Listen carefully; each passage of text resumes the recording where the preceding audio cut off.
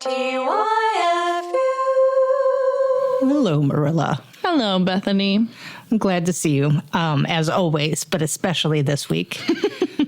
Why so? Because I'm really excited about our topic. But before we rip our envelope, Yes.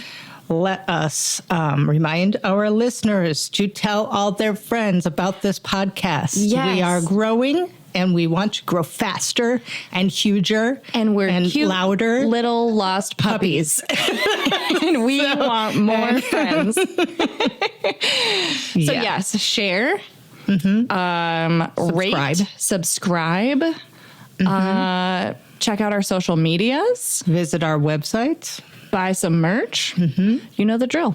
I want to just remind people that on the website, in terms of merch, we have some excellent coffee mugs. We have some stickers. We have some T-shirts. We have some sweatshirts.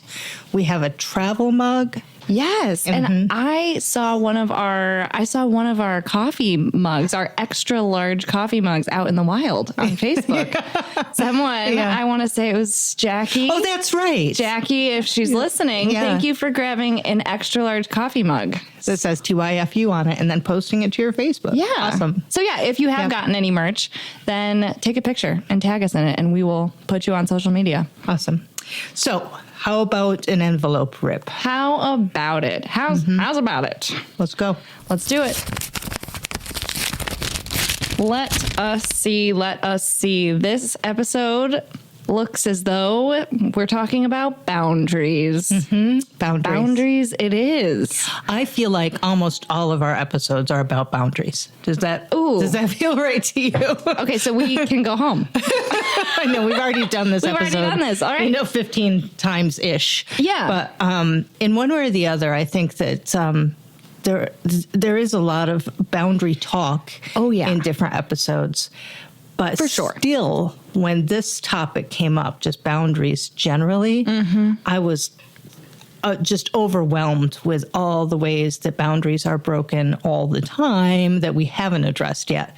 Oh, for sure. So I am really looking forward to getting into this. Yeah, and to think about it, it made me chuckle because so many of the stories that come to mind have nothing to do with my business, which I mean, wait. In the sense of like the boundaries that are being crossed, like, yes, I'm in my business, but it's like, it's not someone demanding product rudely. It's not, it's all personal and it's all strange and it's not like the fact professional. that it's not about business is the problem. It's part of the problem. Sort of what you're saying. So yeah, if you are wishing that this podcast was more about business advice, this is not going to be the episode for you, buddy.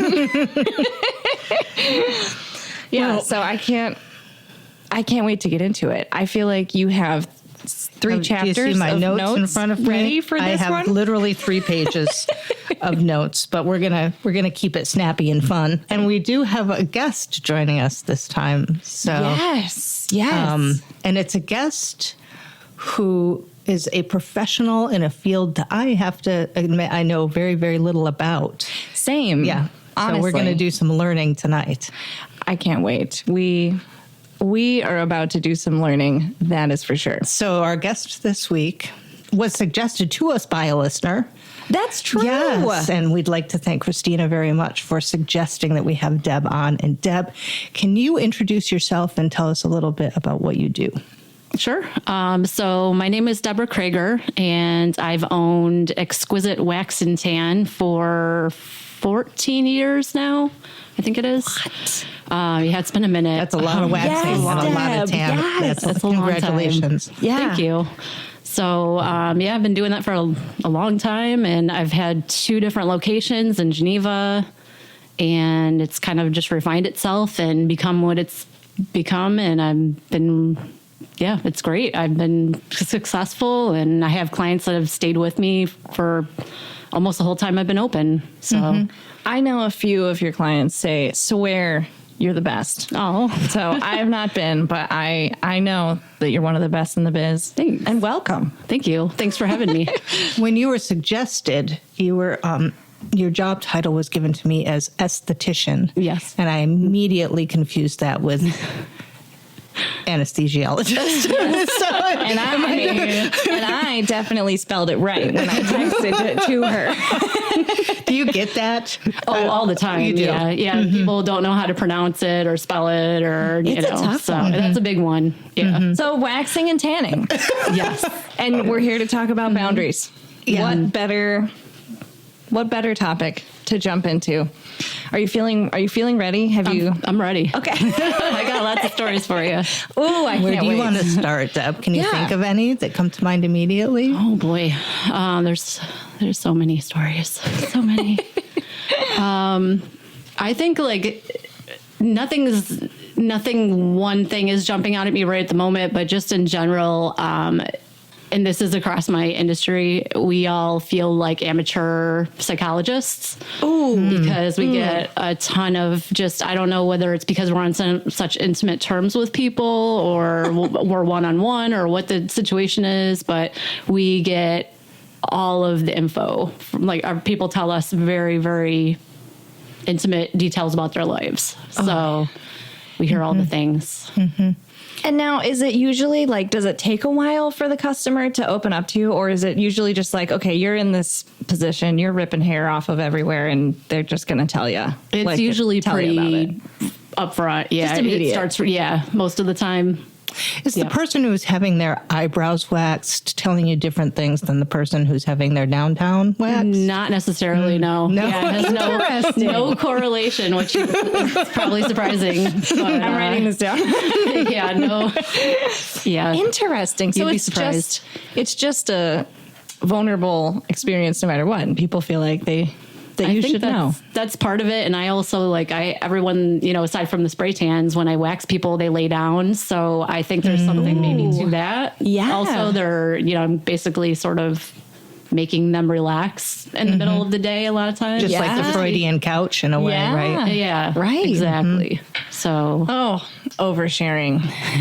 Well, I know for a fact, not to out you, Beth, but I know you have an organized list that we have to work through today. Yeah, and oversharing is on the list for sure. And I think that we should, sometimes you just have to get organized to get through the different Types of boundary types crossing. of boundary crossing because Yeah. there's so much in what we all do as small business owners. Well, let's talk about what I consider sometimes to be trauma dumping from Right. customers. I don't know Absolutely. if you feel that what they're sharing is more than just kind of gossip or yeah. just like fun. Oh, yeah. But a lot of it is just really, I can't think of a better word for it than trauma. Yeah. The No, phrase that's than exactly trauma dumping. how I would put it. Yeah. There's days when I actually go home and feel not that I don't appreciate people feeling comfortable telling Sure. me. Right. I do. I really do. But there's days when I go home and I'm exhausted and I'm just like, whoa, people just what do dump I all know? their stuff on me. Yeah. today. Yeah. Yeah. Sometimes people will come in and give you these extremely wild stories and ask your advice, and then they leave. And even if I was going to run to Beth and tell that story, like, it doesn't mean anything to Beth. She doesn't know who this person is. Like, You're maybe stuck it's a with it. crazy You're stuck story, holding but it yourself. You got to hang on to it. And really, to go on with your day, Yeah. just like let go of it and just say, hi, how are you? To the next person. Like everything's fine. I didn't just hear this crazy story. Right. But Right. yeah. Wild. Yeah, I feel sometimes like there's no consent given, right? Yeah. Just the fact that you're working in your business does not mean that you are giving consent for someone to tell you their deepest, darkest, whatever. Yep. Right. Now, emotionally, it's draining, but also Yes. just in the practical sense, it's harder to do your work when Right. someone's there telling you about Their whatever deepest, darkest Because in your horrible thing has head, you're happened to them. like, whoa, like, what do I say? What do I do? And you're trying to do your job at the same time. And be you're- professional. And be professional and not say something that's inappropriate, Right. And respect their boundaries. Yes. Like, I think in that situation, it's always ironic because you're sitting there and you're like, okay, I'm hearing this and this is totally inappropriate to be talking about right now, but I'm still going to be professional and appropriate in my responses. But how? With certain things. Wild. Yeah, so this leads me into this idea that sometimes customers think of us as friends. when we don't necessarily think of them as friends, because they're in a position where they don't have to keep their guard up and they don't have to keep a professional demeanor. Mm-hmm. And so they think that we're both sharing equally, right? Like that you're as present for it as they are. Mm-hmm.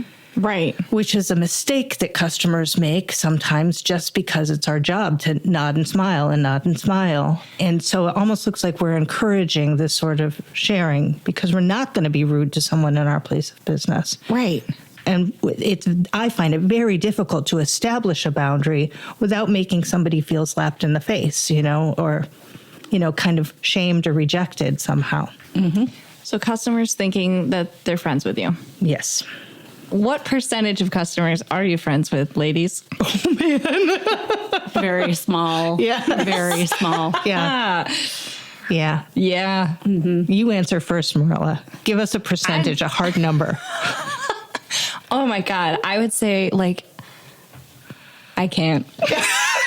I know. It's so small. I don't know how to even quantify yeah, and that. it's not that I don't like to be friendly with people, but it's not very few people. We have these really friendly conversations, but I wouldn't call you at the end of the day to go out and have a dinner with, for the most part. And I wouldn't, I don't know, I think for my sanity, even if I wanted to be friends with a huge percentage of my customers, which I do want to be friends with all my customers. I'm getting mixed signals here. I'm feeling mixed messages from you right now. What I'm trying to get to is that I think that even if I had a desire to have over 200 friends that were all close, you have to keep most of your customers at arm's length to maintain your sanity.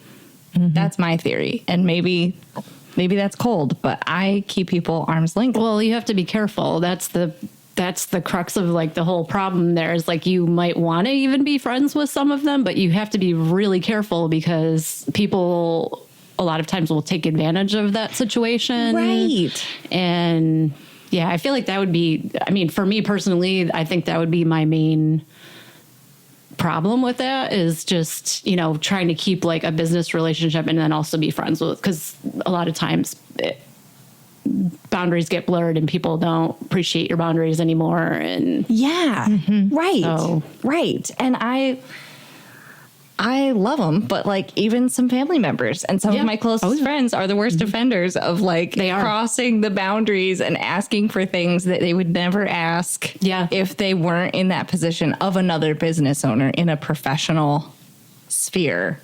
But yeah, what are your, do you have any tactics to keep your customers at arm's length, to remind, let's just be honest. Do you ever do anything to remind your customers that you're not friends? Subtly or not subtly. So that's a really hard one for me because I'm on such intimate term, just talking one-on-one with people all day. And I'm always how was your weekend and how are your kids and how is your dog? And, I do ask a lot of personal questions because I'm trying to be, friendly and make them feel comfortable and all of that. So I asked a ton of questions about their lives and about, where they're from and all of that. And that's and then people expect you to reciprocate that. Right. So it is really difficult. Beth, do you have any tricks to keep the customer at arm's length, remind them that you're not friends?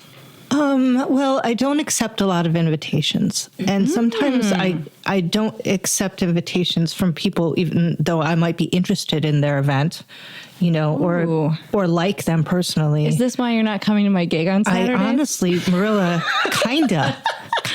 And I'll tell you why. Oh. Because I don't like going places where I'm going to see a ton of customers because I feel like I'm working, No, that's a good point. Yeah. It's a good point. And a lot of our customers are going to be at your shows and they that's might not want to true. talk to me. Beyonce's going to be there, and she and Jay-Z are going to have a great time, and you'll be sad that you missed it. It's not even that I don't want to like see people, and it's not like I like hide in Wegmans. Well, sometimes I hide do. in Wegmans. I but do. yeah. I send my husband in sometimes. I literally have made Yeah. that excuse many times, and it's not to any customer listening. It's not because I don't like you. Right. Yeah, I that has love nothing to do you with that. so much. But I don't want to talk sometimes- about work outside of work. I don't want. I don't even want to have like my work attitude on, right? Yeah. Like Right.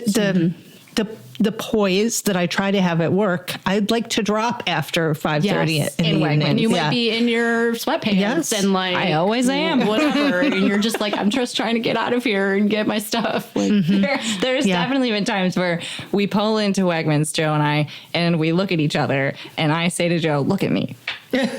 I can't go in there. I'm going to see 18 people that know me professionally. I can't go in like this. I look like I just rolled out of the sandbox." I think it's worse when you go out at night. That's the one that I have a hard time with because you're letting your hair down, so to Right, speak, yeah. and you're probably drinking Right. and doing whatever you do when you go out. And I've definitely run into people, and that's super awkward sometimes. Yeah. right. Especially if it's not just their eyebrows that you're waxing. Yeah, I mean, it's not that part isn't awkward for me. It was just people will be like, "Hey," and I'm like, "Oh my god, how many glasses of wine did I have? Like, Right. what am I doing?" You know? Right. But also, if your only point of contact with that person is your work, they're going to want to talk about your Yes. work. Oh, right? how does And that so- happen? Yeah, they're either like, "Oh, I got to make an appointment with you," and then I feel like, am I supposed to pull my phone out right now? Like, I got appointments for you, Right. Or else I've had people literally be like, "This is the lady that waxes my vagina," like to their friends, their Depending group on of how many friends. glasses of wine they've had. Which I'm fine with. Like, I Right, really who am not cares? embarrassed. Girl, I imagine been there, you done can't be. that for Yeah. a lot of years. Like, I'm not embarrassed by what I do. Right. But it's more like what I'm doing at the time, you know? Right. Because I feel like they're seeing me in a not professional light, basically. Girl, And they're judging my business based on how I'm looking or how I'm Yes. acting. Right. Because all of a That's what I worry sudden, about. it's not just you out on the town, it's your business at an event.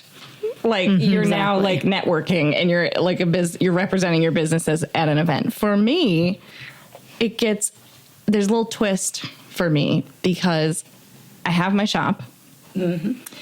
And as we were talking about earlier, when you stepped into the studio, I also gig in a band at night.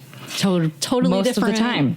Totally Situation. different situation. And so there have been times where I will have been at my store in my blazer and my little button-up shirt and, being very professional. And then I go to our gig at, those outfits are different. Those outfits are very different.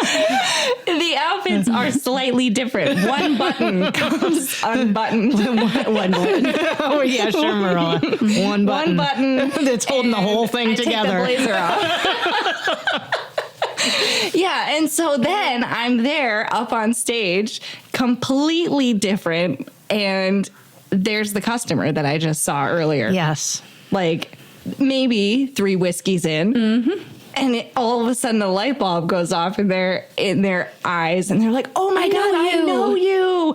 Are you?" And then Let's talk about shampoo bars. let's talk about shampoo bars. But then it's like this ping pong because then they'll come into the store and expect that same like entertaining like Razzle dazzle. razzle dazzle and Sequins. like 10 a.m. on a Tuesday. You're like, I'm not even awake yet right now. Like, I can't. Well, Deb, you brought up Mom. that, are you supposed to whip your phone out when you see the customer out and about and they're like, I need to make an appointment with you? But customers do often want to contact us outside of business hours. Now, let me ask you, do you have a separate business phone than personal phone? So I don't actually have a separate phone, but I did for a lot of years. But I actually, it's through my cell phone, but it's like a separate number and a separate app now. It's a burner number. So I try to not look at it outside of work, but that's a huge problem for me because I have it's a so hard time hard. not looking at it if somebody texts me or calls me. And even though I'm been really good in the last couple of years about not returning messages and calls outside of business time. It stresses me out, to be honest. Yes. I don't like it. Oh, it's hard, man.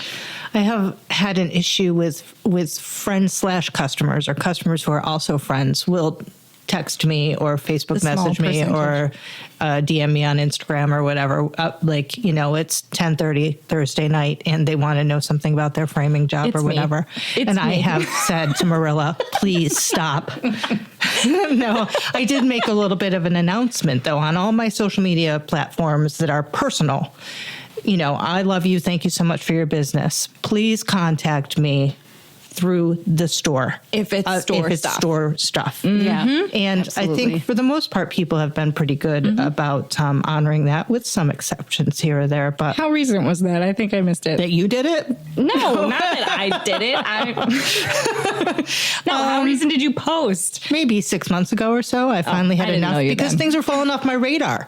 If I'm in bed checking a text That too. message, I don't Yeah. necessarily remember when That's I'm the at other work the issue with next it. morning. And I just got to a point where unless I'm carrying around a calendar all the time, I'm going to forget stuff. Absolutely. And I don't want to. I want to be professional and deliver a good product, and I want to communicate with the customer, Yeah, but within standard business hours. And I've been really careful about that myself. Like if I wanted Deb to wax my vagina, I would only ask her to do that. I would text her or, You'd look up her hours. Right. And then I would make sure that if I was contacting her, it would be within her standard working hours. Yeah. I say I'm very thankful for whoever came up with online booking because that has saved Changed my your life. Yeah. Yeah. I mean, it doesn't completely cut out, the interaction, but it definitely cuts out probably like 95% of it, which is amazing. So then, if it takes care of that, are you just getting people asking you totally random questions crossing at Yep. random times? Random questions at random times. Normal. I get random questions at random times. I get people that are too lazy to use the online booking or else they can't figure out how to use it, which is me. It's me. It's like the easiest thing ever. So that's always confusing. Easiest thing ever, Marilla. I have to go. Or just I don't know. Those are the two things that mainly come to mind, I guess. Oh, man. Just things that don't need to be. What kills me? You don't need to. What kills me is what are your hours? At 2 a.m. What are your hours? I'm not open right now. Not now. That's for sure. So when you said earlier that you feel like friends might try to take advantage of you, in what ways were you thinking of? I would say just, say more like time, like your schedule more than any. I mean, me personally, I would say that'd be more of a thing, like expecting you to stay beyond your hours or, can you squeeze that me type in? of, can you squeeze me in, like that kind of thing, or like no showing you or things like that more than anything, I would say, than a discount type of situation. Me personally. Right. No, that makes sense. And it's forgivable because it's like your friends or your family or blah, blah. Yeah, you try to be understanding and give them the extra mile, but if it was somebody else, it's kind of you'd kick them out. Yeah, exactly. It's very rude. Exactly. It's very rude. I expect more from them, frankly, Right. than the average person. Exactly. Yeah.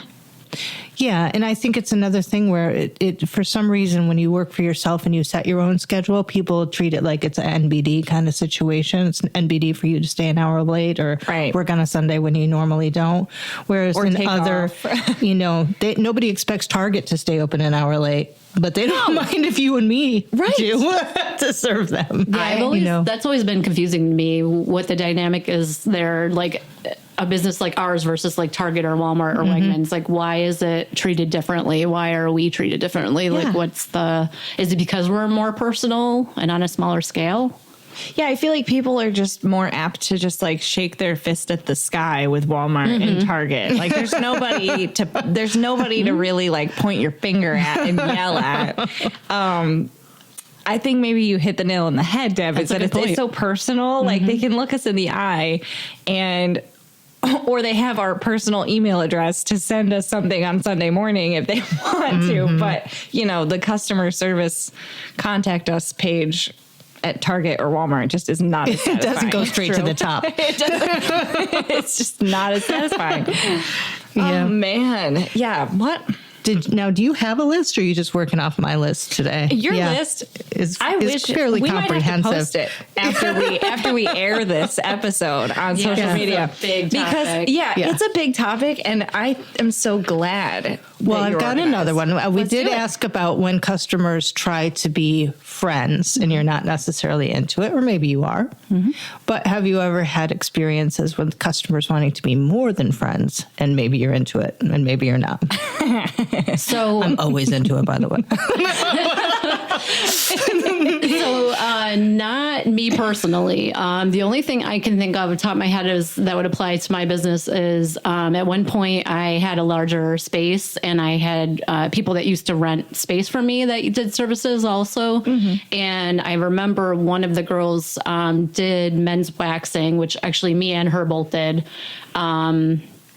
But she had more clientele. Like I would usually just see someone's like, if they're like, I need you to wax my husband's back or his eyebrows or something, I would do it. But otherwise, and I do recall her having someone that was married and would come in and bring her gifts, and she would say that he would be giving her quite a bit of money and tips and things. And it got to a point where I was like, what is happening in my business right now? Like, this is not cool.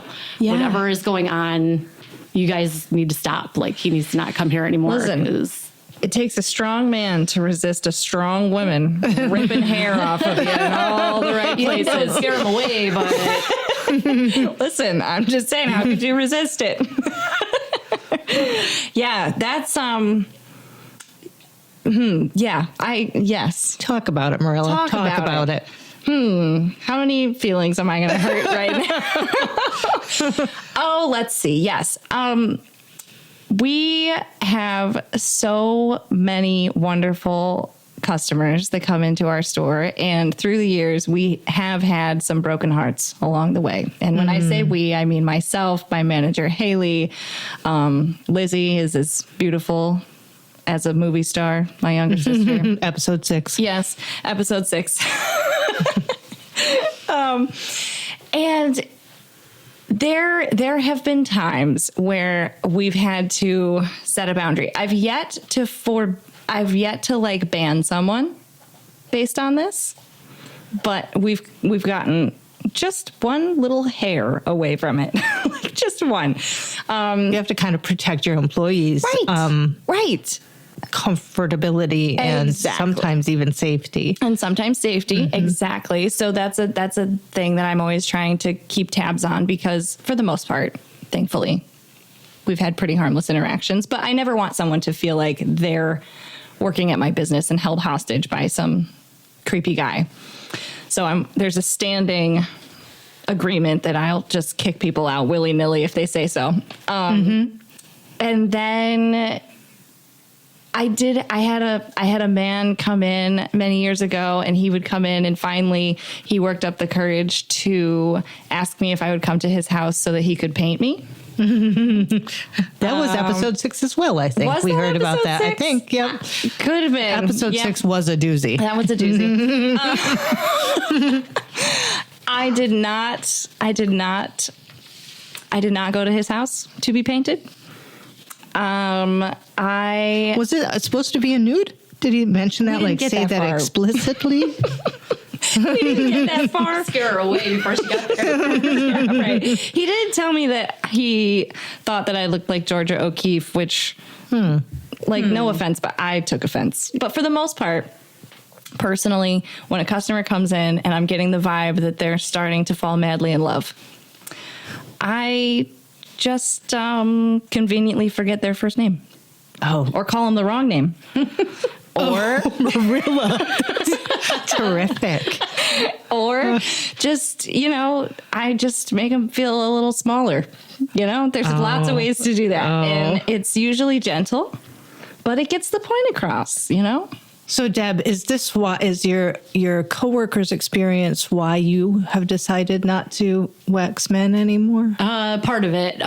So I changed locations and I only work by myself by appointment now. So to me, it's a safety issue. Of course. And I've just, over the years between those experiences, I had several experiences with my renters, which didn't go well. And I had to ask some of the clients to not come back because they acted inappropriately. And then just hearing a lot of stories in my industry, like it's actually a huge problem in our industry and also the massage industry as well. Like people just not taking us seriously as licensed providers and, acting inappropriately and even unsafely with us. So yeah, that's a huge one for me. I'm just safety wise. I'm like, no, nobody has time and for I'm that. not saying that all men are like dangerous or that they're, they're bad people or anything like that. I just think it's the smart thing to do. So you're not getting paid enough to deal with that. I'm really not. I deal with enough every day. That's the long and the short of it, into the mix. Well, it does lead me to another item on my list here, which is when customers might expect you or ask you or hint to you that you should be breaking the law in one way or another. Wait, before we move forward, we didn't even discuss the fact that you have bewitched all of the delivery men downtown. Beth has Well, they're not a problem for me. They're not customers breaking boundaries. Okay. That's a different category. That's a different category. I know how to handle those boys. Okay. I've been asked to do illegal things on behalf of customers. Nothing quite as racy, maybe, as Deb's experiences. But have you been asked to do anything illegal? Well, I mean, give me an example. Okay. Hit me with one. So, first of all, I do not print books at my store, but I do have a copier, and all right. Customers, more than one, have asked me to copy books for them. Entire books, and they'll pay me. And I'm like, well, no. This is it's actually illegal. This is copyright infringement. Man. And they're like, well, I'm not going to sell it. I'm just going to read it myself. It's just for personal use. And the answer is still no. Beth. The answer is for $1 million. Also, sure. Oh, you're right. Yes, you're right. Everybody has a price, right? Everybody has a price. Yeah.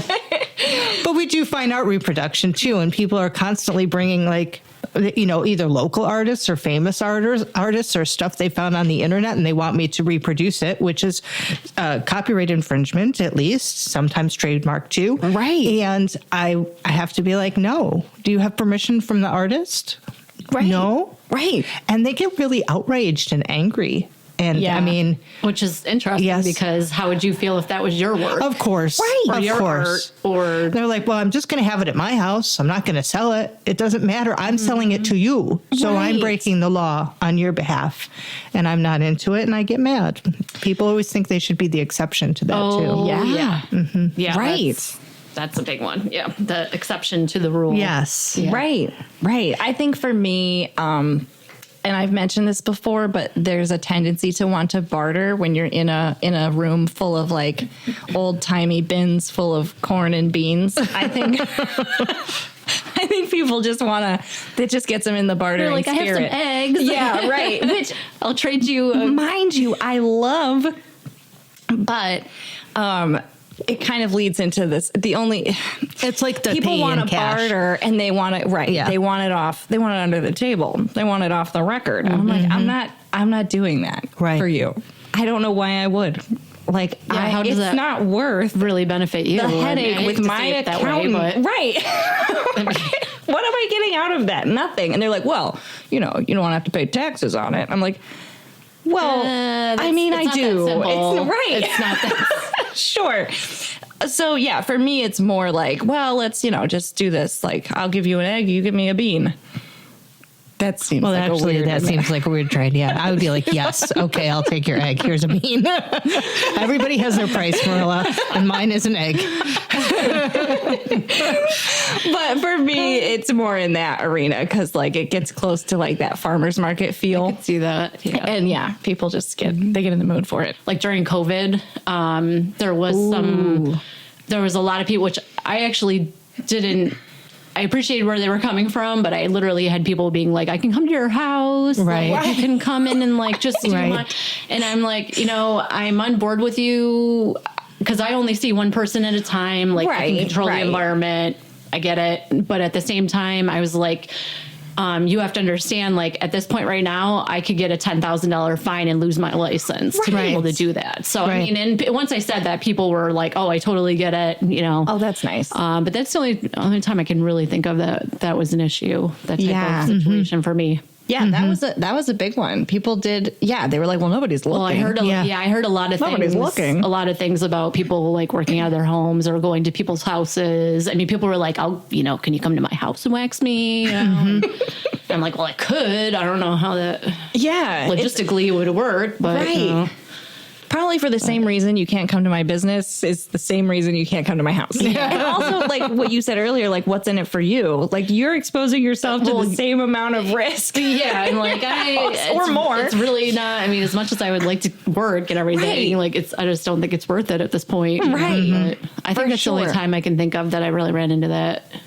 situation. I think this is the first time on this podcast that we've all admitted to being upstanding citizens that aren't breaking the law, Beth. More often than not, we're talking quite about how often we there's are some kind of true crime element. Or don't call the cops. Well, I did admit I'd trade an egg for a bean, and that's I think true. that's not. Or I would not a taxable transaction. Well, I was going to commit art fraud for $1 million.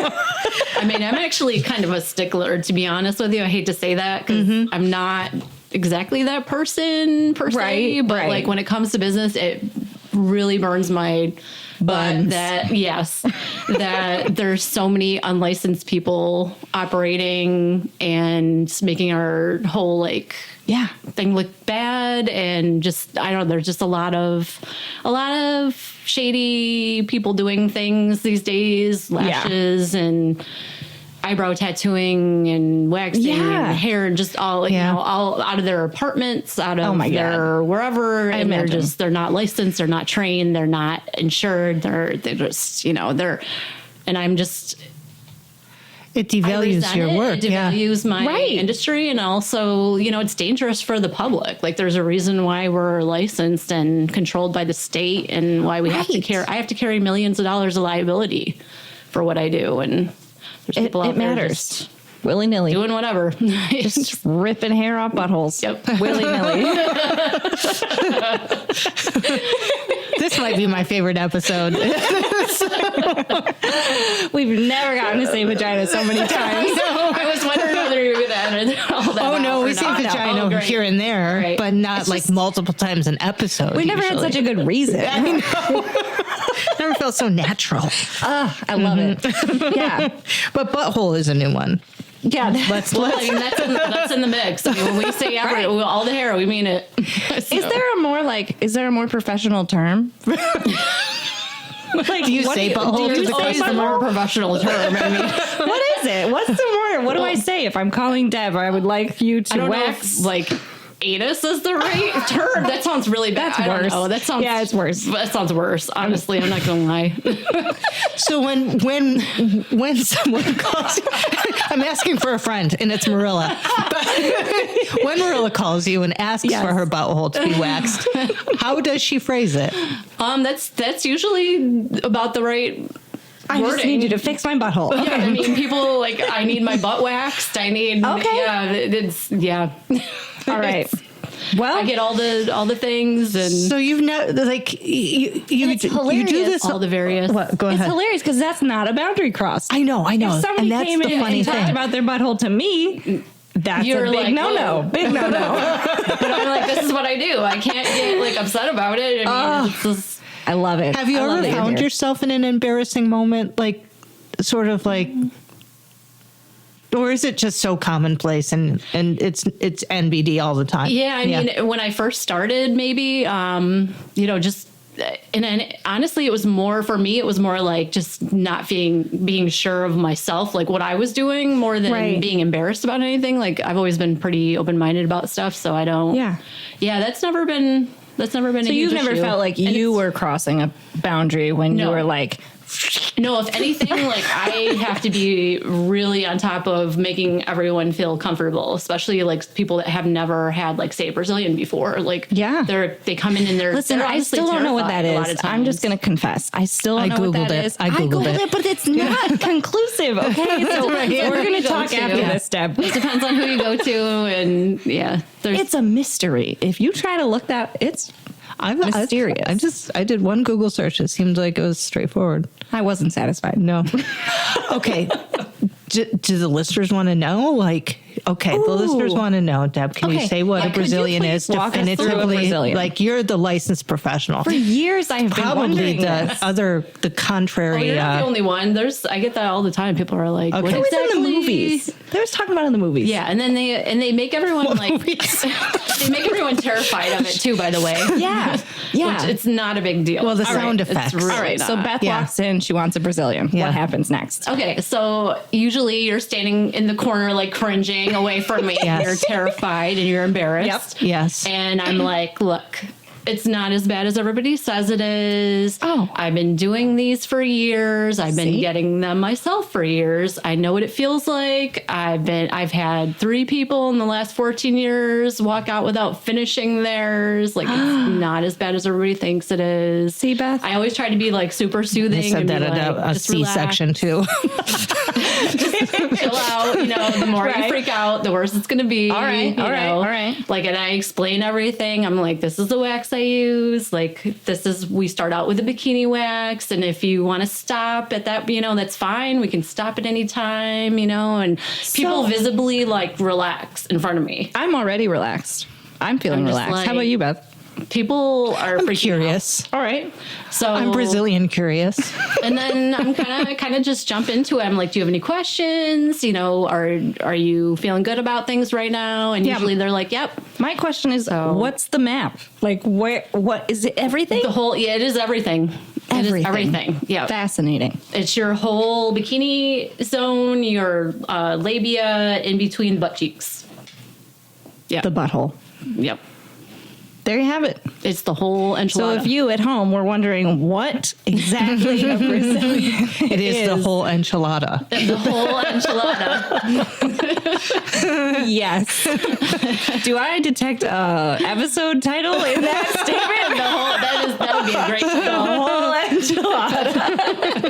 All right, how we doing on bingo, Beth? All right. I think I've crossed off most of the things on my list. Oh, I love that. Yeah. I can't tell you how many times I've casually wondered about that just never really. I get it all the time. Yeah. Oh my God. I feel like I've just completed a quest. Like a life quest. That's why we have the podcast. I love it's so illuminating in so many ways. Thanks for being here today, Deb. No, thank you for having me. This has been very enlightening. Well, that's something that we love about it. It's like, how often do we get to, get together and just talk about how nobody respects us. We don't get no respect at all. No, there's definitely something to that though, because a lot of us are very isolated in our businesses, and it really is nice to talk to other people that are kind of in the same boat. Oh yeah. I love it. I love it. And it doesn't matter really what business you're in. No, it doesn't. There's a lot of parallels. So we've talked about not getting any respect, no respect at all. Customers crossing boundaries. Mm-hmm. Yeah. I know I've crossed boundaries. Oh. I know twist. I've crossed boundaries. Plot Go for twist.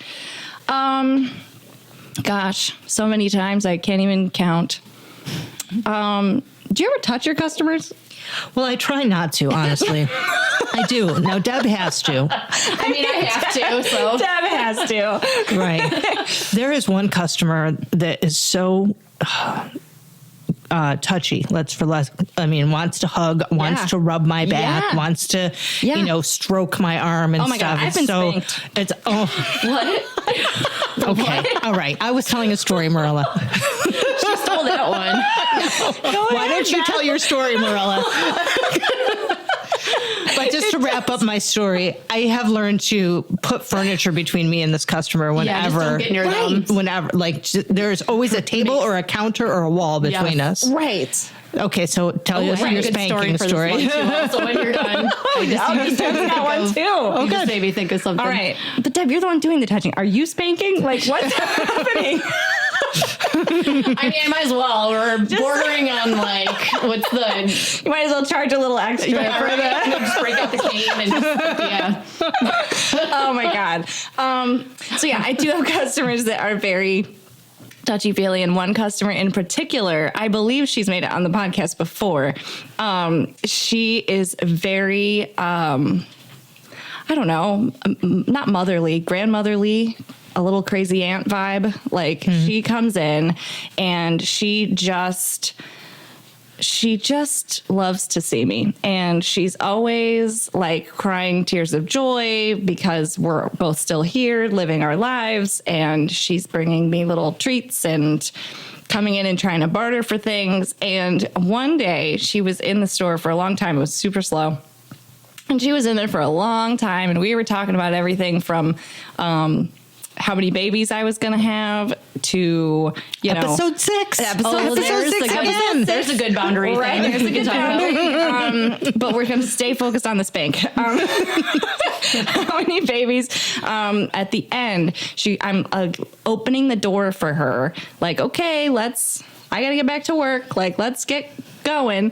Good to see ya. And she just gives me this bear hug squeeze and is like, oh, I just love you so much. And she just gives me a right good pat on the cheek. And then she just heads right out the door.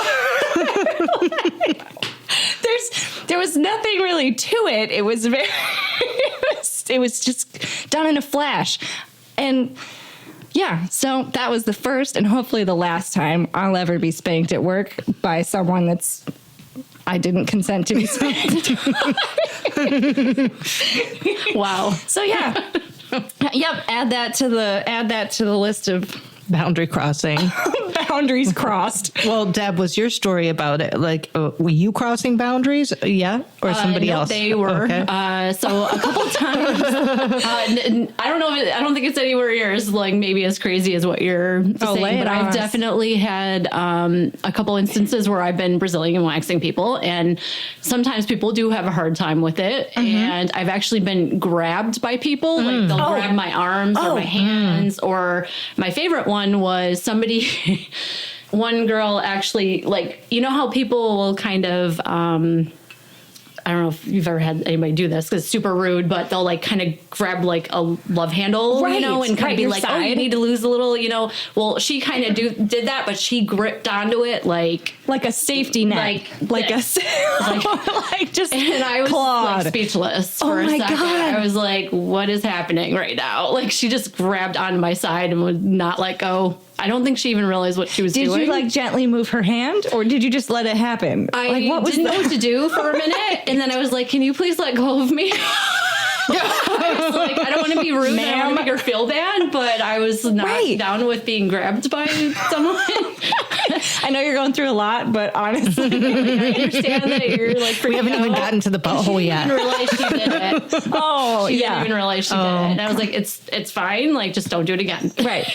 Marilla, I thought you were going to tell a story where you crossed the boundaries, though, and then we got all Then I remembered- distracted by the spanking. Then I remember Yeah. I never do. Yeah.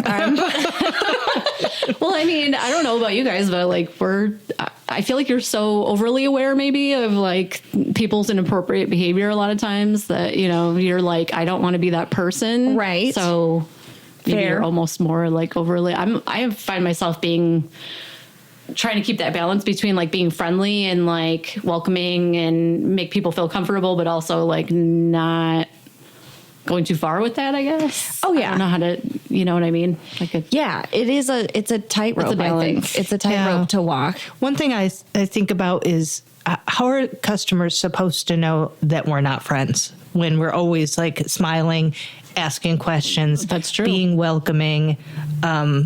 it could be very confusing for them. Yes. Right, And right. honestly, feeling happy to see them and feeling friendly towards them. Right. But we're not friends.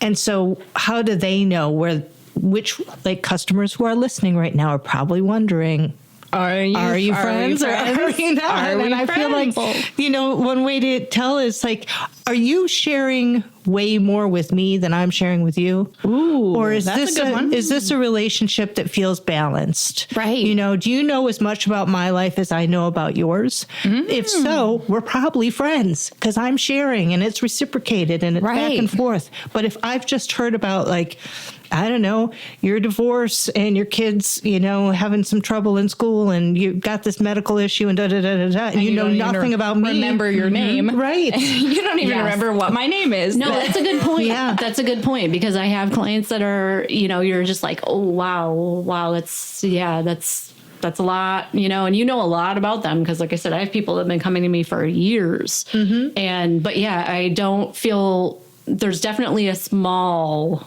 pool that I will like share my personal things with. I feel like there's only a very small. You know who you are. Yeah, that is definitely not. That's everybody. Definitely good not. insight, Beth. Which doesn't mean, I think, just to circle all the way back around, like we do genuinely feel friendly towards our customers. Oh, I love and we do genuinely like them and want to see them enjoy their company.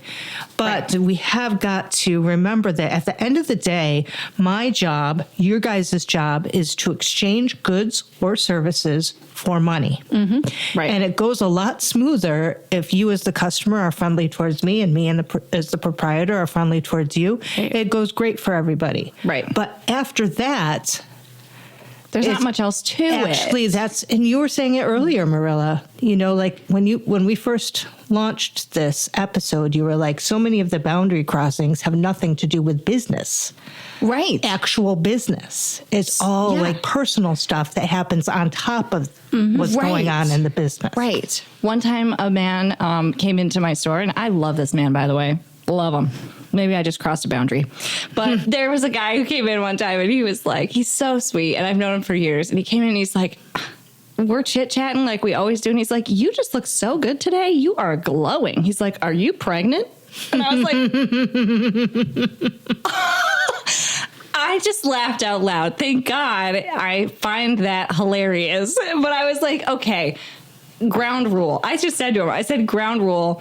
Never, ever ask any tell woman a woman at all. She looks great today. And then ask if it's because she is with child. You never, I don't care who you are, you never ask that. That's an off-limits question. And so we had a good laugh about that, and I still, to this day, laugh about it. But I was like, nope, I'm just this gorgeous without a child in my womb. People are super inappropriate at times. That's one thing that always kind of surprises me a little bit. With people just come out and ask you all kinds of questions about your personal life and about then you're just like, wow, like I don't even know you like that. I don't even frankly know your name. Sometimes I've had people come in one time and for an appointment and just start go in on, like, oh, you don't have kids? What do you mean? Don't you like children? Like, blah, blah, blah, just stuff like that. And I'm like, whoa. Family planning. Yeah. Yep, we just met, but let's go there. Why not? It's been slow today. It's kind of what you were saying, Beth. It's like, it is a small interaction, and we do love our customers, but I look at it as little micro friendships. So we're not friends in the sense that like we're going to hang out outside of work, quote unquote, but like we have these little micro relationships and micro friendships with all of these people. And that doesn't mean that's a bad relationship. It's just limited. Just like that customer can walk out the door and not think about me again. Mm-hmm. I don't have to think about you again when you walk out the door. That's just, it should be mutual. And if you're unloading a bunch of things on me or saying inappropriate things or crossing a bunch of boundaries, it makes it harder for me to just forget you in the best, most professional and kind way that I'm supposed to. I mean, to be honest, sometimes it's hard not to dread seeing some people. I hate to say that, but there's people that I actually really look forward to seeing on a regular basis, and then that are super just easy to, and then other people you're just like, oh, like Yeah. Here we go again. Yeah, here we go again. Because you know it's going to be way more complicated than exchanging a service for money. Yeah. Exactly. It's going to demand a lot more of you, and it's going to be a lot more invasive in your like emotional and psychological well-being. Yeah. I thought of one thing about us crossing boundaries. Employees. I have to really, really be good about not crossing boundaries with employees because I hire people that I like and I hire people that I would be friends with. And like, where do you cross the, like, this is awful. I'm a complete failure here. Yeah. I'm a complete failure. Well, that makes me feel better because I mean, I'm learning. I'm a new business owner, a new boss. So like I'm learning, I fail all the time, but I try to, you know, respect their personal time, not text them outside of hours. Yep. Yeah, that's fine. That's be fine. Friends on like social media, like with our personal pages. Now, do we still message each other with the business page? Sometimes, but I try to figure where are those boundaries. Sometimes it's tricky with employees. Oh, it's awful. I'm a complete failure at this. Absolute complete failure. It's a hard one. And I don't know if, Deb, you can relate with like having people like renting in your space. Oh, yeah. Yeah, I actually, well, maybe on a different level, I guess, but I thought I was protecting myself by doing that in a way because I was like, oh, these people are like running their own businesses. They're just renting space from me. And I was amazed by the way people acted, to be honest with you. Like I had people that were older than me that had, you know, families, kids, you know, whatever, and their own businesses. And I couldn't rely on them to be there when they said they were going to be, to pay their rent.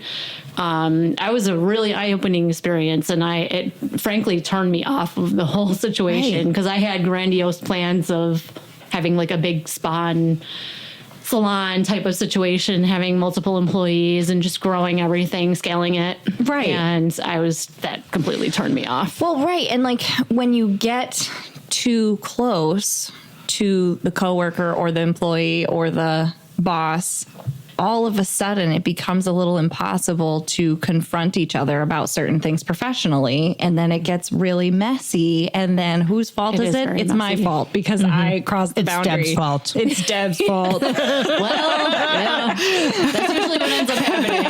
But it's all, you know, it's I'm a sure we learning. can all relate to that situation. Yeah. Sometimes I forget my employee's first name just to remind them that we're not just friends. to keep the power, right? Yeah. When I say I'm not good at it, like I feel like I'm good at it in the way that we're all harmonious and we all, I think, get along and the work gets done. But I'm just terrible at maintaining boundaries. Just, I don't know. Tomorrow's a new day, Beth. Tomorrow you'll be better. Well, especially like, I don't know if it's like that with employees versus like, you know, obviously, like I said, I have renters. It was a different situation, but, I had a really hard time with, I felt like they were like my colleagues, you know, and so it was even harder, I feel like, because I was like, they're not really my employee, you know what I mean? Like I can't really treat them like that, and I can't tell them what they're supposed to be doing, and they're sort of on the same level, but then at the same time, they're also working in my business. Yeah. I don't know. The boundaries are muddy, and it's hard to define them. Absolutely. It's a jungle out there. All right. My biggest boundary breaking story was one time where a man left his children in the store for me to babysit. Now, how many? Two. How old were they? They were toddlers. They were 3 years old. This is what happened. God. Whoa. This, I feel like, is it epitomizes boundary breaking to me. Bring it on. Okay. It was in my old store, pre-stomping grounds. There was a festival going on in the town where I was. There was tens of thousands of people. Oh boy. Main Street. Mm-hmm. My store was crazy busy. Busy. There were some children in the store, twins, 3-year-old blonde babies. Wow. Shopping with their father. I was distracted. There was a lot going on. And for whatever reason, the store finally completely emptied out, except for these two toddlers. What? The No adult? father was nowhere to be found. And Beth called the cops. It was me and these kids. What? And so I was a little bit panicked. Like, Right. they have gotten separated from their father, and I've got to figure out what's going on. You've got 2 more employees to mother. I know, I should have put him to work. Cool boss. But I ran out on the street, and there's like, the street is just packed with people Right. because of this festival going on. But a couple of storefronts down, I saw the father. Oh my God. And so I walked up to him and I was like, what the heck is going on? Your kids are in my store. Like, he looked completely relaxed. Like, Right. he wasn't in a panic. He wasn't looking like he was missing frantically his looking children. for his kids. Like, he was just hanging out, like leaning against a light pole. Classic. And he's like, well, I told them to leave and they wouldn't leave. And I was like, so you left them at the store? And he's like, well, I'm teaching them a lesson that they have to come when I say come, or they're just going to get left behind. Well, they found I out. would thinking, if you like- already weren't inclined to call the cops, I would do it at that point. Yeah. So I was enraged, and I think I made that clear that I was very upset. And he was enraged that I was enraged. Oh my God. God forbid Because he you're thought I didn't really get the great moral lesson that You he didn't was realize that- teaching his children at this moment. You didn't realize And that I'm you like, were parenting? I am not your co-parenting? babysitter. I'm not a babysitter. And God. so he came in like more mad at me than the kids, and he retrieved the kids, and that was that. But to me, that kind of epitomized that customers will turn you into whatever they want you to be at any given moment, and they don't really think about you and as a person. yes, with other responsibilities and at work. Absolutely. You know, like Which is why we're not friends with many of them. No, that's not all of them It's the are cold that hard extreme, truth. but True. on my list, I have customers leaving kids in store alone as a Well, boundary break. That's a big boundary break. for And me I guess too. I can say that I did cross one more boundary. I have told someone to leave their baby with me, and she did. So there's a story little bit there. of Wait a opposite. second. Now That's you're about- making me look that's so pretty much bad, all there Marilla, is. because Oh, you no. do offer free babysitting on the side. No, I was trying to steal her baby. Didn't work out. So She you came could back. show the guy who asked you if you were pregnant. You're like, look I got one. Yep. So there you have it. I cross boundaries, and so do customers. So, speaking of like crossing boundaries, customers crossing them, us crossing them, has there ever been a time where you have crossed a boundary or a customer has crossed a boundary and it just ended up being a happy friendship? Like, that's the customer that you became friends with. Is that how it started? A boundary crossed, perhaps? I can think of one time where a customer who was a stranger to me came in, and for some reason, you know, she shared that she had recently lost one of her parents. And we just started talking about grief and the process of grief and, I don't know, all sorts of stuff that goes along with that. And pretty soon I'm crying and she's crying. And we Yep. spend a half an hour just kind of crying together about stuff. I don't know this woman. I have no idea. Did you know her what name she at even the looks point? like? No, I No? don't know. She was a complete stranger. Yeah. And then at the end, we hug. Yeah. And I don't Boundary like to hug crossed. the customers, Yep. generally speaking, or to have them hug me, but I was the initiator of that hug. And that was like really touching and beautiful, and reminds me not to get my back up all the time about, I mean, that was definitely a trauma dumping conversation, but there was Right. something about it that felt different and special. And needed. Yeah, I guess for me as much as her, or because I was right there with it. Right.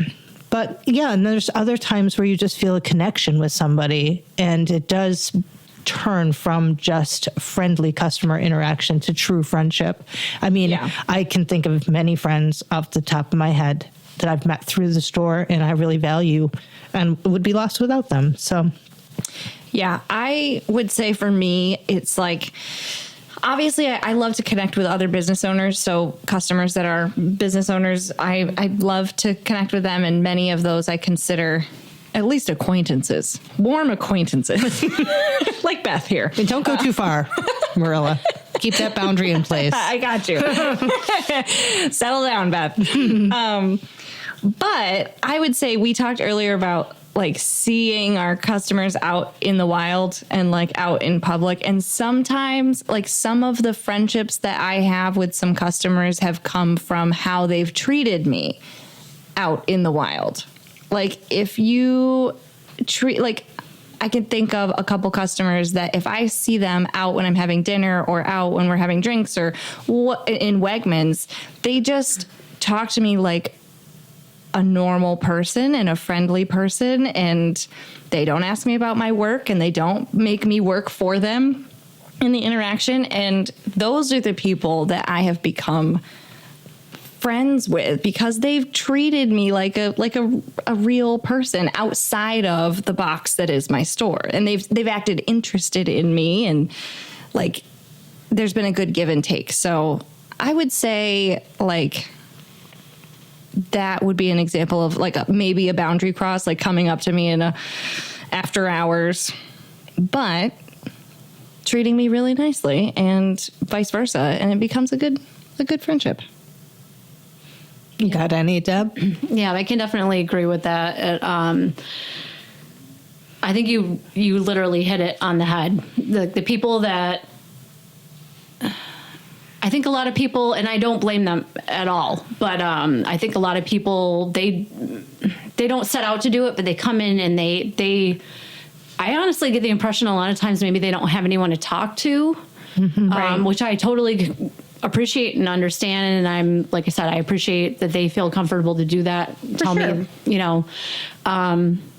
but you have people that generally ask you about yourself and about your life and outside of the business. And yeah, those are the people that I feel like you make a connection with outside of. And there's also people that go above and beyond. Like the flip side of the whole boundary issue is you have people like I have some amazing clients that like some days I'm just like, I'm so tired and I'm so like done with doing it. You get burnt out after a couple of years, you know. I'm so tired of buttholes. I'm just like, I don't know if I can do this anymore, you know. And yeah, somebody like I've literally had clients bring me flowers and coffee yes, and Episode wine 6. and just, oh my God. You know, and just be like, how's your day going? Yeah, you know, and did you have a good weekend? And generally ask you about your life and about yourself. And right. Yeah, those are the people that keep you going. That's the boundaries that get crossed that really warm our little hearts. Yeah. Our cold, friendless hearts. All right. Well, thank you very much, Deb, for being here. It's been a real joy. I thought we'd talk a lot more about vaginas and buttholes, but I'm a little disappointed there wasn't more about I mean, the I could vaginas. talk about that all day. But we'll have to have her back. But thanks. I hope you enjoyed yourself. It was fun learning about your business. And your boundaries. No, I appreciate you having me, and I think this is like a super important topic for anyone that has a business. Amazing. Are you going to listen to this episode? Absolutely. Amazing. Thanks, Deb. Thank you.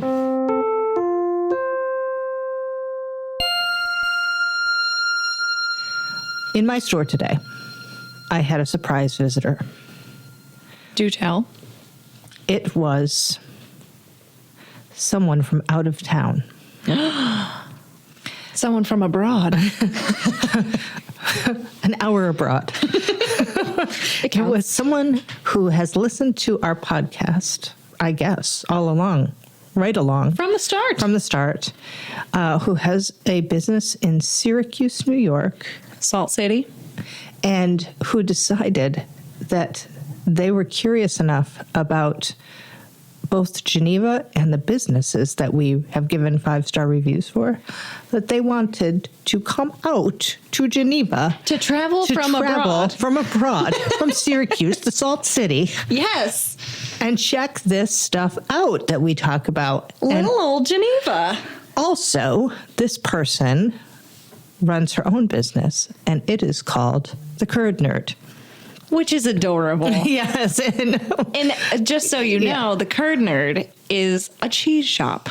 Mm-hmm. An award-winning cheese shop. Award-winning. Sarah is the owner, and I met her via Instagram a couple years ago at my shop, and I visited the Curd Nerd about a year ago. And based on your recommendation, I also visited the Curd Nerd a few months ago when I was in Syracuse, and I bought a ton of stuff. I bought so much cheese. Way more stuff than I had envisioned that I might buy, because there's a lot of upstate New York food stuff that I thought would be excellent gifts for my family at Christmas time.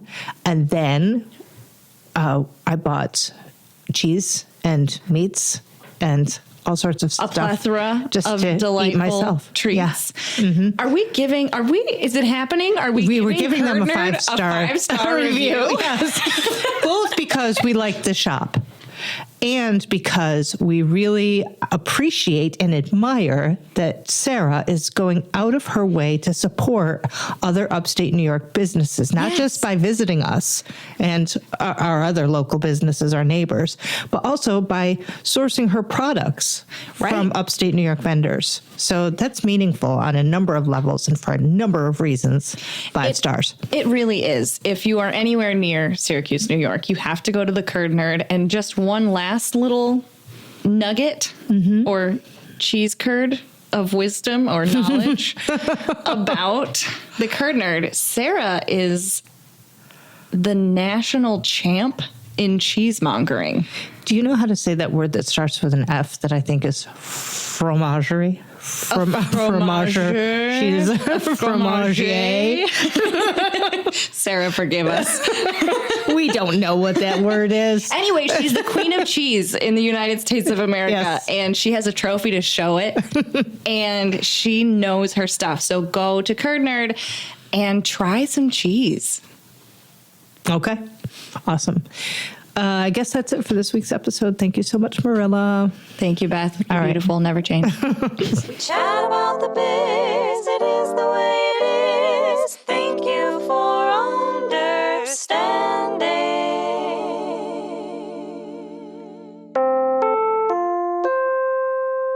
We sincerely thank you for understanding.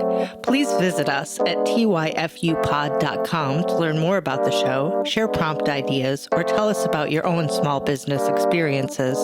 We may include your story in a future episode. Find us on Instagram, Facebook, or YouTube at tyfupod or on tyfupod.com. Our theme song was composed by Marilla Gonzalez. The show is produced by Kelly Walker. Too bad for Kelly Walker. I don't think this is appropriate. Are we crossing a boundary? Yes.